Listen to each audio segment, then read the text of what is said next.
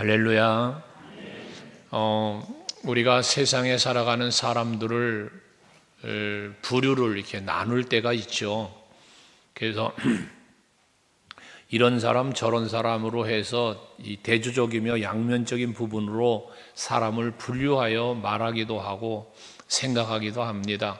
그런데 그 나눔 속에서 특별히 우리 이제 믿음의 사람으로 생각할 때 예수를 믿는 사람과 믿지 않는 사람으로 나누어 생각할 수가 있는데요. 이 모든 것이 서로 다른 사람들은 생각하는 게 다르고 말하는 게 다르고 행동이 다르죠. 그것 가지고 다르다는 표현을 하는 거예요. 생각이 다른 것 때문에, 말하는 게 다른 것 때문에, 행동하는 것이 다른 것 때문에 다르다, 구별을 하는 건데, 예수를 믿는 사람과 믿지 않는 사람들에도 마찬가지. 바라보면 관심사가 다르다. 관심사가. 예수를 믿는 사람들의 관심은 어디에 있느냐? 예수께 있고 영적인 문제에 관심을 갖습니다. 여러분이 그러신 분들이죠. 그런데 예수를 믿지 않는 사람들은 예수께 관심이 없고 영적인 문제에 관심이 없어요. 우리는 예수를 믿는 사람으로서 영적인 문제에 관심을 갖고 사는데, 요한 3서 1장 2절에 보면 사랑하는 자여 네 영혼이 강건함처럼 범사가 잘 되기를 내가 간구한다. 이게 예수를 믿는 사람으로서 관심사예요. 그러니까 가이오 총독에게 편지를 보내는 사도 요한의 관심은 뭐가 있냐? 영혼이 강건하는데 관심이 있어요. 그가 권세를 갖고 있냐, 부귀와 영화를 누리고 있느냐에 관심을 갖는 게 아니라 저 사람이 예수를 믿어야 되고 그 영혼이 강건해지기를 축복하며 바라고 있다, 그 말이에요. 그렇다면 여러분들은 신앙생활하면서 관심이 어디에 있으십니까? 마태복음 6장 33절에 보면 너희는 먼저 그의 나라와 그의 의를 구하라. 우선순위를 말씀을 해요. 그리하면 이 모든 것을 더하시리라는 말씀을 하는데, 우리는 뒤집어진 생활을 하죠. 우리는 먼저 무엇에 먹고 무엇을 먹을까, 무엇을 마실까, 무엇을 입을까에 관심을 가져요. 먼저 그의 나라와 의를 구하는 데 관심이 아니라 무엇을 먹을지 마실지 입을지 의식주에 더 많은 관심을 갖고 산단 말이에요.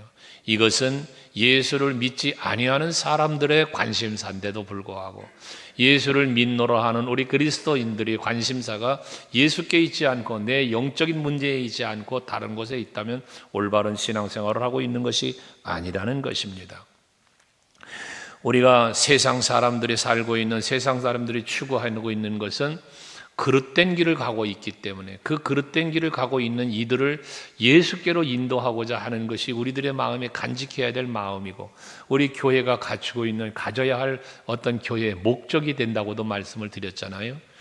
오늘 사도 바울은 여기 아덴에서 사람들을 만났는데 이들을 보고 복음을 전하지 않으면 안 되겠다라고 하는, 이들은 지금 엉뚱한 데 관심을 갖고 사는 사람들이라서 이들에게 예수가 누구며 여호와가 누구이신지를 지금 가르쳐주고 싶은 마음이 바울에게 있는 거거든요. 오늘 특별히 보면 18절에 어떤 에피크로스와 스토아 철학자들도 라고 말하고 있는데, 이 에피크로스와 스토아 이 철학자들은 뭐냐 하면, 이 에피크로스라고 하는 사람들은 쾌락주의자예요. 쾌락주의자. 그래서 이들의 출발은 정신적 쾌락을 누려야 된다. 우리가 정신적으로 좀 즐겁게 살아야 된다라고 출발을 했던 그런 학파 중에 하나인데, 에피크로스 학파가. 근데 이들이 세월이 흐르면서 육체적 쾌락으로까지 흘러가 버리, 감정적 쾌락으로 흘러져 버리는, 변질돼 버리는, 쾌락은 다 그거죠. 그렇게 흘러가는 학파를 말하는 거예요. 또 여기 스토아 철학자라고 하는 이 사람들은 세상의 이성, 사람들의 생각이 그 이성과 지식의 판단들이 옳다는 거예요. 이걸 존중해 줘야 한다는 거예요. 그래서 서로의 생각을 존중하고 그 이성적 판단이 옳다라고 하는 이것을 주장하는 사람들이 해당되죠. 이 지식에 빠져 있는 사람들이에요. 이들은 이렇게 이 아덴 지역 고린도 지역인데 이들은 전부 다 이렇게 철학과 세상적 사랑에 빠져서 세상을 즐기고 쾌락에 빠져 사는 이런 사람들이었단 말이거든요. 근데 이러한 사람들을 주께로 인도하여야만 해야 되겠는데 그 길이 뭐냐? 오직 유일한 길은 예수밖에 없단 말이에요. 바울은 이걸 아는 거잖아요. 그래서 저들에게 지금 복음을 전하는 이 내용이 오늘의 본문이거든요. 하나님을 두려워하고 인간이란 흙으로 만들어진 존재성, 이 창조에 대한 24절에 이제 이하에 나오는 말씀인데, 인간을 창조하시니까 하나님이심에 대한 것을 우리는 알아야 되는데 이 창조주를 잃어버리고 알지 못하고, 그리고 그 모든 것을 섭리하시는 하나님, 그리고 예수 그리스도가 이 땅에 오셔서 우리의 구원을 위하여 십자가 지시고 부활하시고 하늘에 올라가신 이 모든 사람들에게 보여주신 역사적 사실들을 이들은 놓치고 지금 살고 있는 모습을 바울은 알고 있기에 이들에게 이 모든 것을 전하면서 지금 이 거룩한 삶의 자리로 나와야 할 것을 가르치고 있다는 말씀입니다. 우리 교회가 이런 일을 해야 되는 것입니다. 여러분들이 바로 이런 일을 해야 되는 것이에요. 여러분 주변을 돌아보세요. 오늘날 세상이 얼마나 쾌락주의에 빠져 있습니까? 얼마나 이 세상이 인본주의적인 사상 속에 빠져서 살아갑니까? 우리 교회는 세속화되어지면 안 된다는 이야기를 그래서 하는 거고, 인본주의적 사고 속으로 들어가서도 안 된다는 이야기인 것입니다. 우리는 오직 예수 안에 사는 성도들이 돼야 되는 거죠. 예수를 떠나면 아무것도 아닌 거예요. 예수님께서는 탕자의 비유를 하시죠. 탕자의 비유에 보면, 누가복음 15장에 탕자의 비유에서 보면 아들이 아버지 집을 떠나니까 어떻게 됩니까? 아버지 집을 떠나서 쾌락을 따라갔지만 고난이고, 여러분 얼마나 힘든 삶을 살아갑니까?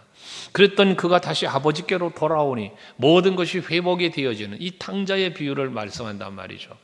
이 탕자의 비유에서 우리에게 주는 교훈이 무엇입니까? 우리도 마찬가지예요. 아버지 되시는 하나님의 곁을 우리가 떠나면, 하나님 없는 세상을 살면 세상이 즐거운 것 같고 행복한 것 같고, 여러분 그 쾌락 속에 빠져갈 수 있겠지만, 그러나 그 결과가 무엇입니까? 멸망이라는 거예요. 고난이라는 거예요. 하지만 그런 고난 속에 있다 할지라도 우리가 여호와께로 돌아오면, 예수께로 돌아오면, 아버지께로 돌아오면 할렐루야, 사는 거예요. 회복이 되는 거예요. 이 사실을 우리는 알아요. 알기 때문에 이 사실을 알고 있는 우리가 해야 될 일이 무엇입니까? 아직도 쾌락에 빠져 있는, 아직도 세상에 매여서 살고 있는 저들을 우리가 아버지께로 돌아오도록 이끌어줘야 하는 사명이 우리들에게 있는 거예요. 그러니까 우리는 전도를 해야 된다는 것입니다. 탕자가 회복될 수 있는 길은 돈을 줘서 회복되는 게 아니에요. 여러분, 그에게 무슨 직장을 줘서 회복되는 게 아니에요. 그가 회복되는 길은 오직 한 가지, 아버지께로 돌아오는 거예요. 여러분들이 신앙생활 하시면서 여러분들이 회복되기 원하는 게 뭐가 있어요? 치유되기 원하는 게 무엇이 있습니까? 그것이 영적으로였던 육체적으로였던 어떤 치유와 회복의 길은 오직 예수밖에 없다는 사실을 믿으시기를 바라고요. 이 믿음을 가지고 그 사실을 모르는 사람들을 향하여 나아가야 되는 거예요. 저들을 바라볼 때 절박한 마음으로 바라봐야 되는 거예요. 저들을 바라볼 때 안타까운 마음으로 바라봐야 되는 거예요. 그리고 저들을 주께로 인도할 수 있는 여러분들이 되셔야 된다는 것입니다. 우리가 왜 여호와께로 돌아와야 되는가? 오늘 25절 한번 같이 보실래요? 오늘 25절 같이 읽습니다. 시작. 또 무엇이 부족한 것처럼 사람의 손으로 섬김을 받으시는 것이 아니니 이는 만민에게 생명과 호흡과 만물을 친히 주시는 이시다. 하나님은 우리에게 섬김을 받으셔야 사는 분이 아니에요.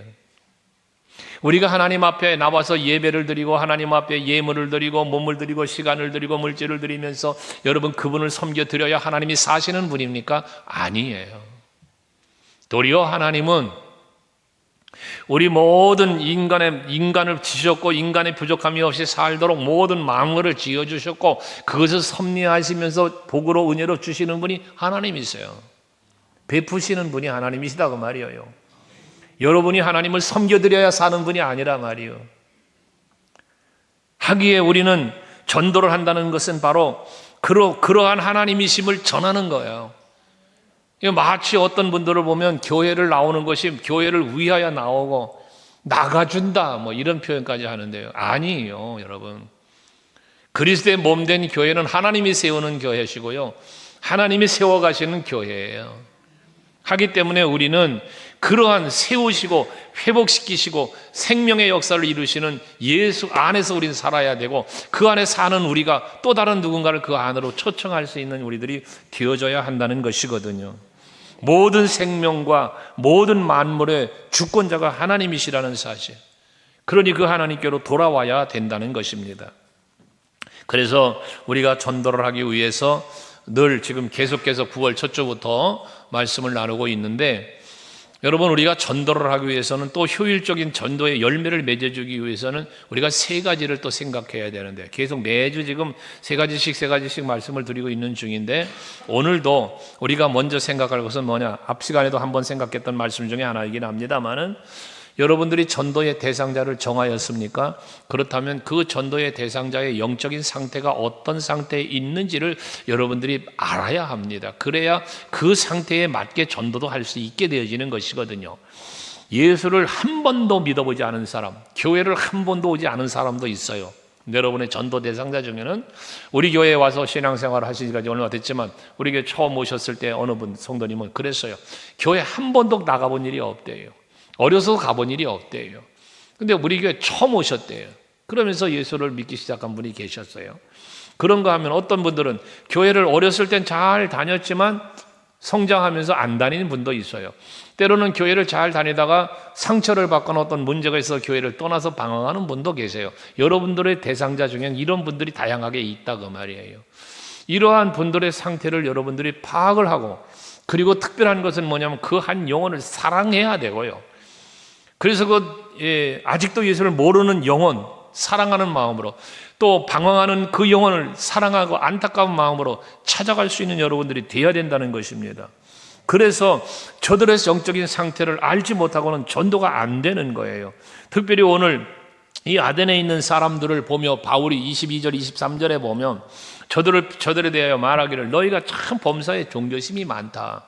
여기서 말하는 이 종교심은 우리가 이해하기 쉽게 말하면 샤머니즘적인 거예요. 미신적인 거. 그러니까 저들이 우상을 섬기는 거거든요. 16절에 우상을 섬김에 대해서 바울이 격분했다고 그랬잖아요. 그러니까 저들이 많은 우상을 섬기는 거예요. 근데 이 우상을 섬기는 게 어떻게 섬기느냐? 샤머니즘적으로 섬기는 거예요. 미신적으로요. 그러다 보니까 심지어 23절에 보면 바울이 보니까 어떤 우상이 하나 있는데 알지 못하는 신에게라는 우상도 보았다는 거예요. 이게 무슨 얘기냐면, 당시에 모든 사람들이, 많은 사람들이 여러 우상을 섬겨요.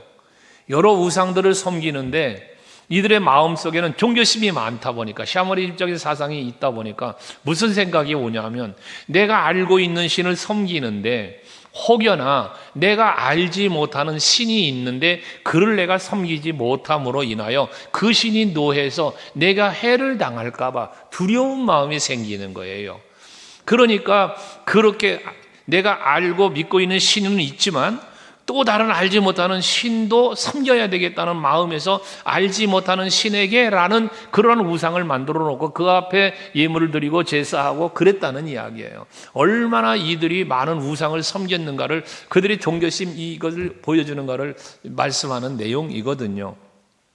그런데 지금 그들의 시대에 그렇게 많은 우상을 섬기고 자기들 나름대로의 어떤 그 종교심을 갖고 살고 있는 것처럼, 우리가 살고 있는 이 시대에도 심각한 문제들이 있어요. 우상이라고 말할 수 없는 것 같지만 실제로 살펴보면 우상과 다를 바가 없는 이러한 우리들의 모습이 있다는 거예요, 오늘 세상에. 그 첫 번째가 뭐냐면 상대주의적 사상이에요. 이게 뭐 이런 사람들, 여러분 전도하다 보면 다 만날 수 있는 사람들이거든요. 이 상대주의 사상은 뭐냐 하면은, 예를 들어 그런 거예요.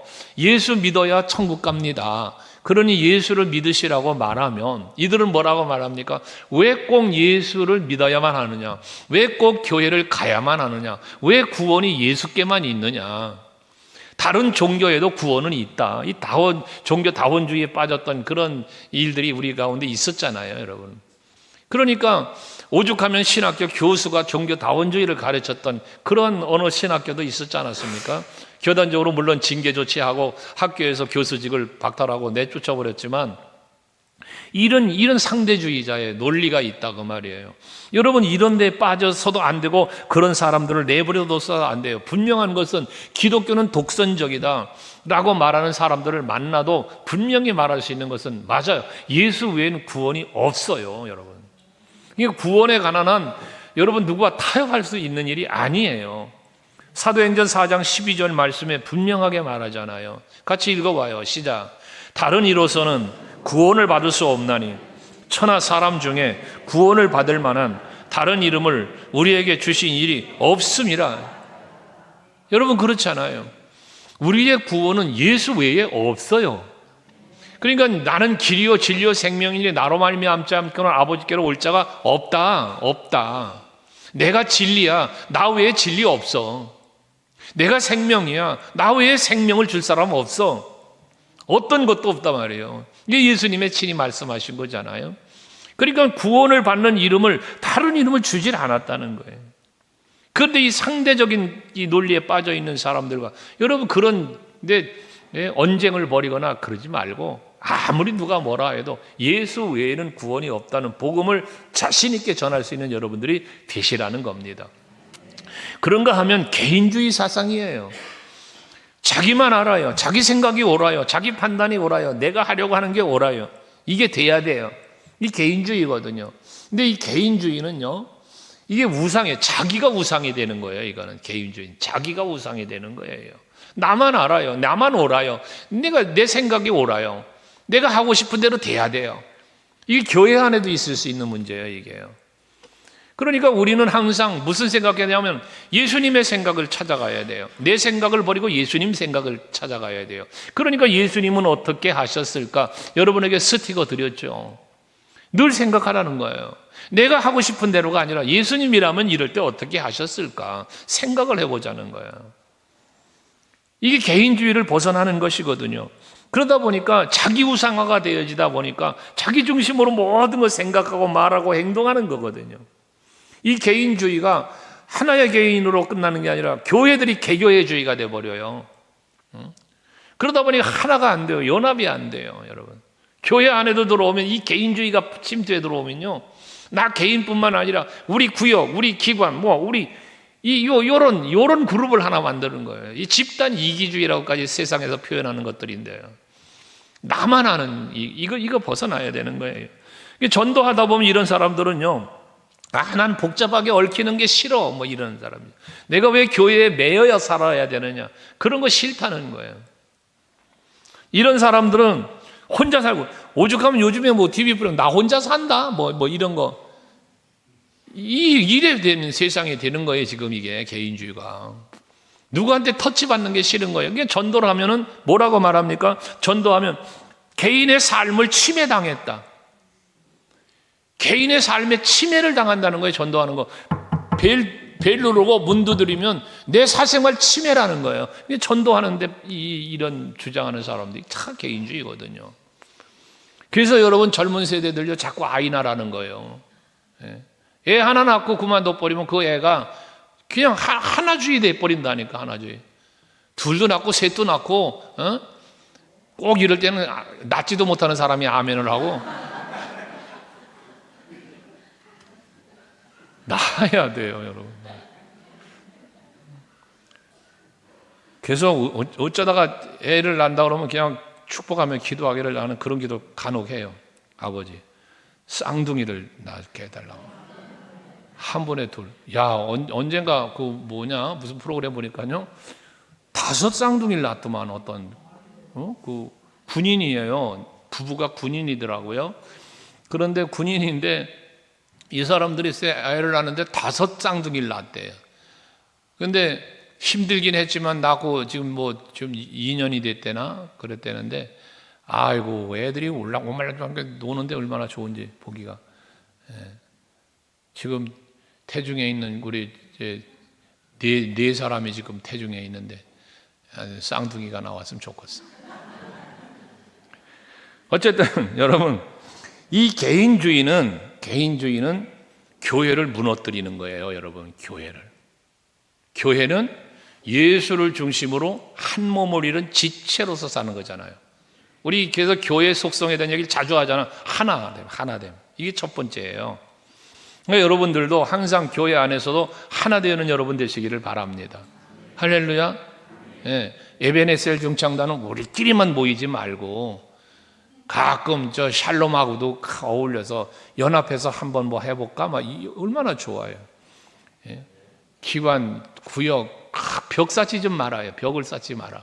서로 벽을 허물고 하나가 되어진 우리들이 돼야 되는 거예요. 아멘 되시죠? 예. 장로 중창단은 베베만 기다리고 있는데 그냥 베베랑 연합해서 한번 또 해보면 얼마나 좋겠어요. 시아버지와 며느리 막 이런 그런 하나 되는 모습들 얼마든지 좋지 않습니까?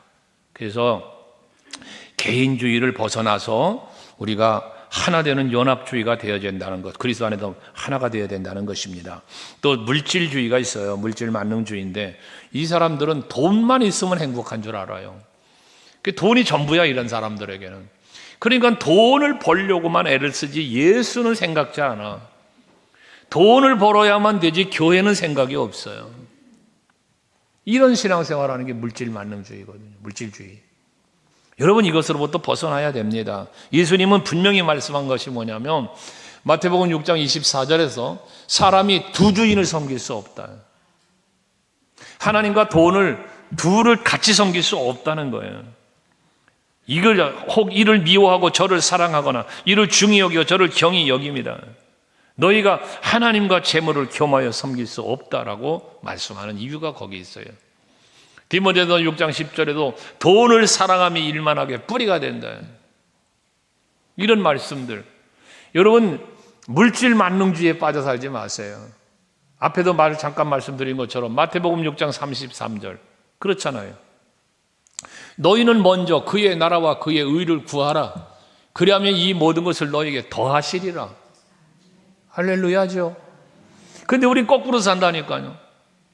무엇을 먹을지 마실지 입을지를 빠져 산다니까요. 그래서 사도 바울은 로마서 12장 2절에서 너희는 이 세대를 본받지 말고 그런 거예요. 상대주의 또는 개인주의, 물질주의 이게 이 세상이잖아요.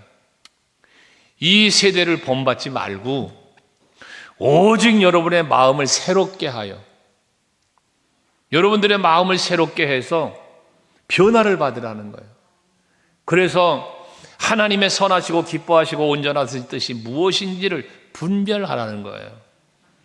이렇게 분별을 하는 분별력을 가지고 나를 살피고 대상자를 살피면서 저들에게 다가갈 때 이 복음의 전도가 이루어진다는 말씀입니다. 특별히 전도는 성경에서 그 고린도서 1장 21절에서 말씀하시기를 뭐라고 하냐, 전도를 미련한 것이라고 그랬어요. 미련한 것. 왜 전도를 미련한 것이라고 했을까? 사람들이 볼 때는 요즘 들어도 더 심하잖아요. 전도 안 된다는 거예요. 요즘 전도가 안 된다는 거예요. 근데 전도를 해. 이게 미련한 짓이라는 거예요. 그런데 여러분, 전도하시는 분들은 전도하면 돼야 안 돼? 됩니다. 문제가 뭐라? 안 한다는 게 문제인 것이죠. 안 하는 것. 하나님께서는 전도에 미련한 것을 통해서 믿는 자들을 구원하시기를 기뻐한다고 그랬어요. 아무리 전도가 미련한 것이라고 할지라도, 하기 싫은 것이라 할지라도 이것을 하는 그들을 하나님은 기뻐하신다는 거예요. 여러분, 하나님의 기쁨이 되기를 원하신다, 하나님께 영광을 돌리고 싶다 등의 고백을 하잖아요. 그렇다면 전도해야 돼요. 전도 이야기만 나오면 주눅 들고 참 그러는데, 여러분, 제가 이번 계속 말씀드리는 거 아닙니까? 전도는 여러분 복음을 전하는 거예요. 복음을 전하는 거. 그럼 그 영혼을 살리시고 그 영혼이 주께로 나오게 하시는 건 성령이 하는 일이라니까. 근데 자꾸 여러분들이 전도가 힘들다, 어렵다, 안 된다, 안 하는 이유가 뭐냐면 내가 이끌고 이 성전에 데려다 앉혀 놓으려고 하니까 안 되는 거예요. 포기하는 거예요, 여러분. 그래서 여러분들에게 과제를 준 거 아니에요? 첫째, 대상자를 정해라. 여러분, 대상자 정하는 게 뭐가 어려워요? 여러분이 전도 대상자로 정했는지 안 정했는지 상대방은 알지도 못해요. 그런데 전도를 대상자들을 못 정합니까? 그래서 기도한다. 여러분 기도하는 거 힘들어요? 그 영혼의 구원을 위해서 기도하는 게 어렵냐고요. 기도 어떻게 하라고도 가르쳐 줬잖아. 기도 내용까지. 혹시 잊어버린 분들이 있으면, 아직도 안 하는 분이 있으면 다시 말씀드릴게요. 여러분 하나님 앞에 대상자를 정하고 기도할 때 꼭 이런 기도를 하셔야 되는 거예요. 하나님 아버지, 내가 이 영혼, 이 사람 정말 사랑하는 사람입니다. 내가 이 사람과 더불어 하나님 나라 꼭 가고 싶습니다. 그러니 이 영혼을 구원해 주세요. 그런데 나보다도 하나님이 더 사랑하는 영혼 아닙니까? 내 사랑이 부족하다면 하나님의 크신 사랑으로라도 이 영혼을 살려주세요. 기도의 내용이 돼야 되는 거예요. 이게 진실한 기도죠. 그 한 영혼을 진심으로 사랑하는 마음의 기도죠. 이게 있어야 된다는 거예요. 이게. 제발 여러분에게 당부드리는데요. 11월 5일을 전도 축제로 정해놓고 가는데 꼭 이 날만 데려오려고 생각하지 말고요. 여러분 1년 365일을 항상 이 삶을 살아야 되는 거예요. 항상. 그러면 씨를 뿌리면 이 씨가 언젠가는 싹이 나고 언젠가는 열매를 맺게 돼 있는 거예요. 오늘 내가 복음의 씨를 뿌렸다고 오늘 당장 이 영혼이 살아나고 여러분 그 사람이 바로 교회에 와요? 이거는 할렐루야죠. 그 몫은 하나님의 몫이지만요. 끝없이 뿌리고 또 뿌리다 보면 얘기했죠. 길가밭에 떨어지는 씨, 가시밭에 돌짝밭에 떨어지는 좋은 땅에 떨어진 이 씨가 그렇게 떨어진다니까요. 그럼 여러분이 전했던 그 복음 하나가, 보냈던 문자 하나가 그 영혼을 살리는 역사가 일어난다니까요. 언제가 그런 얘기 드렸잖아요. 이게 우리 선교단체에서 있었던 일을 말씀드렸잖아요. 대구에서 전도지를 주었어요. 주보와 전도지를 전도로 주었어요. 그런데 중국에서 근로자로 오셨던 분이 그걸 받아가지고는 그냥 여행용 가방에 집어넣어놓고 안 봤어요. 그러다 이분이 중국을 돌아가는데 그 하이난성이라고 하는 곳으로 돌아간 거예요. 돌아가서 짐을 정리하다 보니까 그게 나왔어요. 발견한 거예요. 그 주소로 전화 걸어가지고, 예? 여기 우리 하이난성에 선교 좀 해달라고. 그리고 연락이 와가지고요. 우리 선교단체에 소속되는 교회였는데, 그래서 최초의 그 교회에 가서 교회를 세우고 선교사님을 파송했더니 벌써 한 20년 전 얘기인가 보다, 이게. 그런 거예요. 내가 던져준 전도지 한 장이, 여러분 우리가 나눠주는 토스트 한 개가, 여러분들이 예수를 전하는 복음의 메시지 하나가, 그 속엔 뭐가 있어요? 생명력이 있어요. 복음에는 생명력이 있는 거예요. 언젠간 그게 떠오르는 거예요. 하나님이 그를 이끄시려면 그럼 주께로 나오는 거거든요. 그러니까 여러분들이 바로 그런 마음을 갖고 세상의 지혜나 지식이나 어떤 이런 거 갖고 전도하려고 하지 말고요. 성경에서 말하는 것처럼 미련한 방법, 그냥 예수 믿으라고 전하는 거예요. 그럼 되는 거예요. 씨 뿌리는 여러분 되시기 바랍니다. 그 다음에 이렇게 전도를 하려니까 어떻게 돼? 헌신의 각오가 있지 않고는 안 되는 거예요. 아덴에는 얼마나 그 철학과 유상이 많았어요. 오죽하면 격분했다고 말하니까 16절에 보면 바울이. 여러분 그러한 세상 속에 내가 들어가기 위해서 바울이 어떤 수모를 당해요. 거기 보면 그들이 이 바울을 이끌고서 19절에 보면 그들이 바울을 붙들었다잖아요. 복음 전하는 바울을 붙들어 가지고 아레오바고로 끌고 가는 거예요. 이 아레오바고라고 하는 것은 뭐냐면은 이 종교적인 종교 심판이 이루어지는 어떤 재판정과 같은 곳이에요. 그래서 그곳에 서서 사람들과 변론을 하면서 그의 사상이 잘못됐냐 잘됐냐를 평가하는 것, 이게 아레오바고예요. 뒤에 보면 22절에 바울이 아레오바고 가운데 서서 말하되 그러잖아요. 그곳에 서서 지금 저들에게 재판을 받는 듯 논쟁을 벌이는 거죠, 쉽게 얘기해서.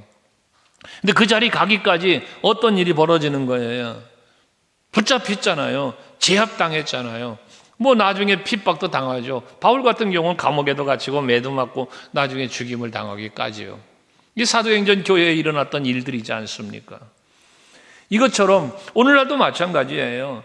여러분들이 복음을 전하다 보면 그 안타까운 마음 또는 그 불쌍한 영혼들을 생각하면서 복음을 전하다 보면 여러분 때로는 예수 욕하는 사람도 만날 수 있고 교회를 욕하는 사람을 만날 수도 있고 여러분 개인에게 모욕을 주는 사람들도 있을 수 있잖아요.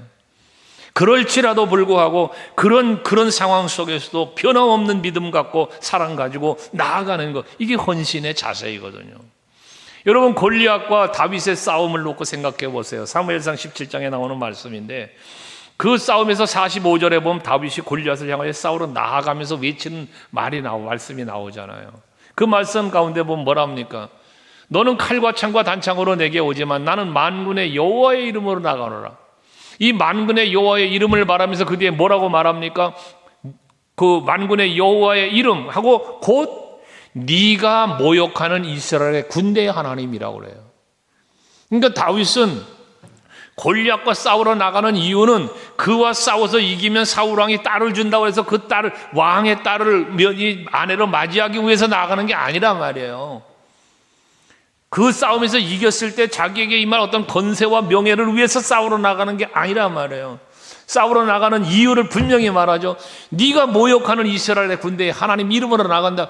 여러분 여호와의 이름을 모욕하는, 여호와의 백성인 이스라엘을 모욕하는 저 블레셋 병사인 골리앗의 그 모욕하는 말을 듣고 분노하는 거예요. 바울이 오늘 이 우상 섬기는 이들을 보고 격분했다는 것처럼 그 싸우러 가는 거거든요. 이거 헌신이에요. 여러분, 그러니까 전도는요 두 가지 싸움이에요. 하나는 사랑으로 가는 거고요, 하나는 마귀의 올무에 붙잡혀 있는 사망의 권세 가운데 있는 그 악과 싸우는, 마귀와 싸우는 영적인 전쟁도 되는 거예요. 이게 전도가. 그러니까 희생의 각오 없이는 안 된다는 거죠. 오늘 우리들은 예수의 이름을 위하여 싸우는 거예요. 이게 그래서 예수의 좋은 병사라고 디모데후서 2장에서는 말하는 거 아닙니까, 여러분?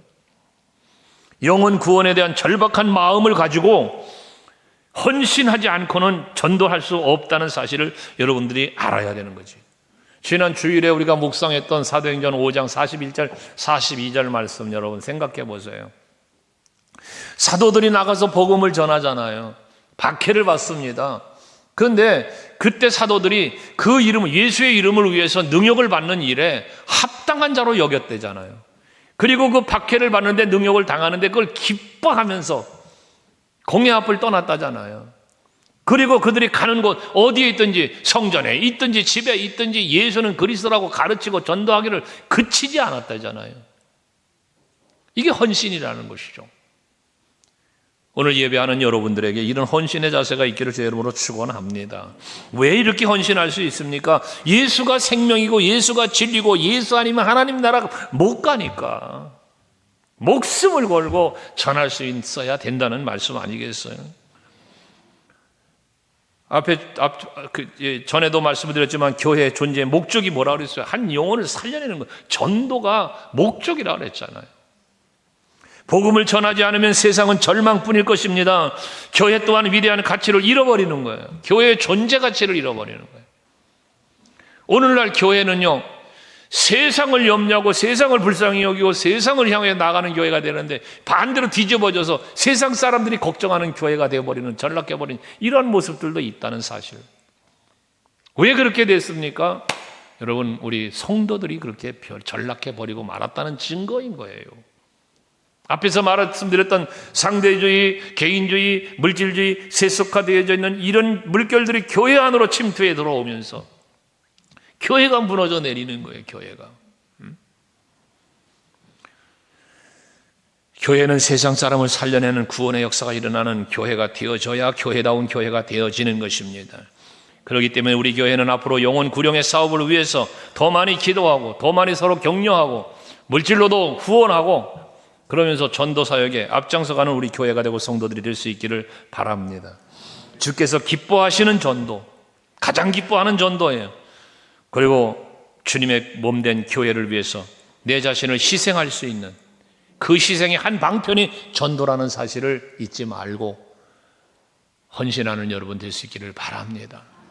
가만히 바라보는 것, 나 홀로 그저 교회 왔다 갔다 하는 것, 이게 다 개인주의에 묻혀 있는 거예요, 여러분. 영혼을 살리는 일에 힘쓰는 여러분 될 수 있기를 바랍니다. 늘 말씀드리지만 전도는 안 되는 게 아니라 안 하는 거예요. 전도하면 돼요. 해보세요, 여러분. 그러면 하나님께서 역사하실 것입니다. 그 다음에 특별히 전도는 세상의 지식과 지혜로 하는 게 아니라고 그랬죠. 유창한 언어로 하는 게 아니라고 그랬어요. 전도는 오직 복음의 능력으로 하는 거예요. 여러분들에게 이 복음의 능력이 있어야 돼요. 이 복음의 능력이 뭐예요? 십자가예요. 고린도전서 1장 18절 말씀을 간혹 드렸지만 십자가의 도가 멸망당하는 사람들이 볼 때는 미련한 것이지만 그러나 예수를 믿고 있는 우리 구원받은 성도들에게는 하나님의 능력이라고 했습니다. 뭐가? 십자가의 도가. 이 십자가의 도가 뭔데요? 이게 복음이지 않습니까? 사도 바울은 복음을 전하는데도 세상 사람들은 말쟁이라 그랬어요. 18절에 보면 바울에게 말쟁이라 말쟁이, 그게 비아냥을 거렸다고요. 하지만 사도 바울이 전하는 것은 말쟁이로서 말솜씨를 발휘하는 것이 아니라 복음의 능력으로 예수의 부활을 전했고 천지창조하신 하나님과 섭리와 이 모든 것을 전했어요. 이게 복음이죠. 그래서 바울은 그의 지적인 어떤 호기심을 이용해서 새로운 소식, 복음을 전하려고 힘썼는데 저들은 궁금해했잖아요. 궁금해했어요. 자기가 알지 못하는 다른 얘기가 누가 나오면 하고 관심을 가져줬단 말이에요. 이 사람들이, 당시 아덴 사람들이. 그러니까 그런 호기심을, 종교심을 잘 활용을 한 거지. 그리고 그들에게 복음을 전하기를 시작했다는 것 아니겠습니까? 하나님께 나아가는 길은 예수밖에 없어요. 그래서 30절, 오늘 30절에 보면 한번 보실까요? 같이 또 읽어볼까요? 30절 같이 시작. 알지 못하던 시대에는 하나님이 간과하셨거니와 이제는 어디든지 사람에게 다 명하사 회개하라 하셨으니. 이건 예수를 알지 못하던, 예수가 오기 전 이럴 때는 하나님이 약간 묵과해 준 게 있단 말이에요. 하지만 지금은 예수께서 오셔서 죄를 위하여 십자가 지셨고 부활하시고 하늘에 계신 보좌에 나가신 분이신데, 그런데 하물며 우리가 그런 주님 앞에 회개하는 심령만이 살 길이 있다는 사실을 바울은 말하고 있다는 거예요. 세례 요한도 예수님도 시작할 때 뭐라 합니까? 회개하라, 천국이 가까웠다. 사도 베드로 성령을 받고 나가서 외치는 복음의 제일 먼저 외친 복음의 외침이 무엇입니까? 복음이죠. 복음. 복음을 외칠 때 사람들이 우리가 어찌할꼬 회개하는 심령이 되어질 때 회개하라. 그래서 죄사함 받아. 그러면 성령을 선물로 받을 거야. 바울 베드로의 메시지 아닙니까, 여러분? 이 성령을 통하여 하시는 말씀들이란 말입니다. 그러니까 지금도 우리는 우리의 경험이나 지식을 말하려고 하지 말고 복음의 능력을 힘입어서, 십자가의 도를 힘입어서 이 복음을 전할 수 있는 여러분들이 되시자는 거예요. 그러니까 저들로 하여금 회개하고 복음으로 돌아오게 하는 일인데 이 일을 뭘로 하냐? 이게 전도라는 거예요. 전도. 전도는 좋은 말 하거나 매력을 주고 유혹을 느끼게 하는 거 아니에요. 저들로 나와서 교회 와서 무슨 예배를 드리고 교회 오게 하고 이런 어떤 형식에 빠지게 하는 게 아니에요. 전도는 복음을 전하는 거예요. 그래서 우리는 이 전도라는, 이 미련한 전도라고 했는데 이 전도를 통해서 열매를 맺어가게 되는 건데, 아까 씨 뿌리는 얘기했죠. 씨를 뿌리면 금방 폭폭 나오고 열매 맺는 게 아니라고 그랬잖아요. 여러분들이 지금 11월 5일을 전도 축제를 선포하고 지금 나가고 있는데, 여러분들이 지금 전도했을 때 11월 5일에 올 수도 있죠. 아니면 그 전에도 올 수 있죠. 아니면 1년 뒤에 올 수도 있어요. 다만 포기하지 말라는 거예요. 전도하는 일을 포기하지 말라는 거예요. 때를 얻든지 못 얻든지 전도하는 일에 힘쓸 수 있는 여러분들이 되셔야 한다는 거예요. 특별히 전도할 때 여러분 복음을 부끄러워하지 마세요. 복음을 전하는 걸 부끄러워하지 말라고, 쑥스러워하지 말라고. 이거 예수를 부끄러워하는 거예요. 누가복음 9장 26절에 보면 예수께서 무서운 말씀 한마디 하셨어요.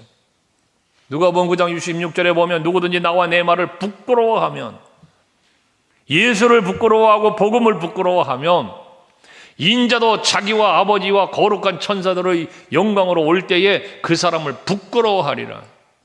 여러분이 예수를 부끄러워하고 복음 전하는 걸 부끄러워하면 예수님도 여러분 부끄러워한다는 거예요. 얼마나 무서운 말입니까? 여러분 마음껏 예수 자랑하며 사십시오. 마음껏 예수 전하며 사세요. 주님 만나는 날에 착하고 충성된 종아 하나님 기뻐하시며 예수께서 기뻐하시며 여러분 맞이해 주실 것입니다.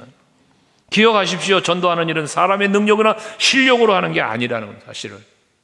오직 전도는 복음의 능력으로 한다는 거예요. 예수 복음, 십자가 복음, 부활의 복음, 하늘나라의 복음, 이 복음만이 우리가 전해야 될 내용이고 그 내용이 여러분들의 입에서 선포될 때 거기에 생명의 역사가 나타나서 한 영혼 한 영혼이 살아나는 놀라운 역사가 일어나는 겁니다. 그걸 통하여 교회가 부흥되는 거고 하나님의 나라는 확장되어져 가는 것이죠. 그래서 우리는 전도는 헌신이다라는 오늘의 제목으로 말씀을 전한 거예요. 내가 헌신해야 된다. 내가 헌신해야 된다. 내가 헌신하지 않으면 누가 하겠어? 오늘 이 한 주간도 여러분들 참으로 전도를 위한 아름다운 헌신이 여러분의 생활의 현장 속에서 이루어지시기를 주의 이름으로 축원합니다. 기도하시겠습니다.